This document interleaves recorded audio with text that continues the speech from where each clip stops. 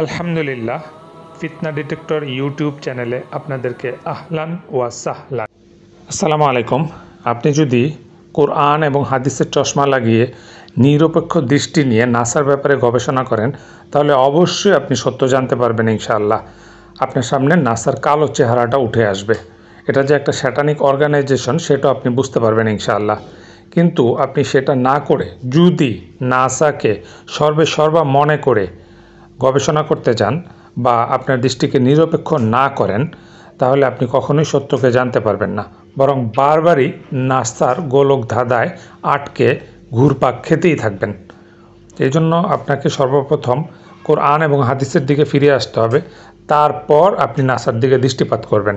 তখন আল্লাহ তাআলা আপনাকে বুঝার তৌফিক দিবেন। দুর্ভাগ্যের বিষয়, এখনকার বেশিরভাগ ছেলেপেলে গেমস, মুভি, মিউজিক ইত্যাদি নিয়ে ব্যস্ত থাকে, যার কারণে তাদের অন্তর্দৃষ্টি নষ্ট হয়ে গেছে, সত্যকে উপলব্ধি করতে পারে না।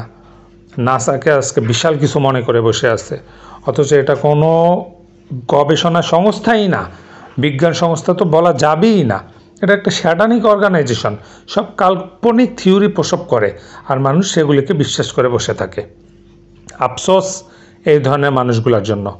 আরেকটা মজার বিষয় দেখেন, নাসাপ্রেমী ছেলেপেলেগুলো নিজেকে খুব বড় জ্ঞানী বা বিজ্ঞানীও অনেক সময় ভেবে বসে থাকে, অথচ তাদের সামান্যতম যোগ্যতা নেই গবেষণা করার, আর জ্ঞান বুদ্ধি তো নাই। তারা নাসা যা বলে তাই হুবহু কপি করে প্রচার করে আর নিজেদেরকে বিজ্ঞানী মনে করে বসে থাকে।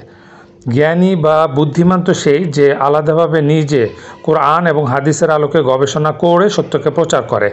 সেই যোগ্যতা ওই ছেলেপেলেগুলার নাই। নাসা বাদে নিজেরা কি মহাকাশ নিয়ে কখনো গবেষণা করছে? করে নাই। নাসা যেটা বলছে সেটাই তারা কপি পেস্ট করে।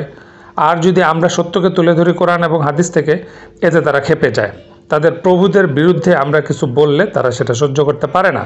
তাদের আরও কথা থাকে, তাদের প্রভুদের বানানো ফেসবুক, ইউটিউব ব্যবহার করে আমরা কেন তাদের প্রভুদের বিরুদ্ধে কথা বলি, এটাই তাদের আপত্তি। আমরা তাদের প্রভুদের কাছে মাথা নত কেন করলাম না, এই জন্য তারা আমাদের বিরোধিতা করে কন্টিনিউ। আমরা তো এক আল্লাহর কাছে মাথা নত করব, নাসা টাসার কাছে না। আল্লাহ আমাদের হেফাজত করুন।